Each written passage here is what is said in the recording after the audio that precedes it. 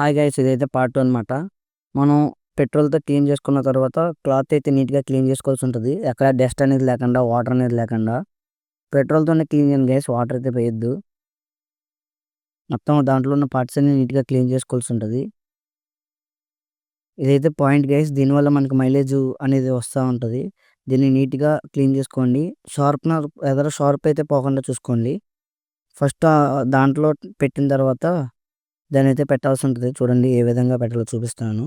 దాని తర్వాత ఒక పిన్ అయితే ఉంటది. ఆ పిన్‌తో దాన్నైతే లాక్ అయితే చేసేయాల్సి ఉంటది. చూడండి చూపిస్తున్నాను.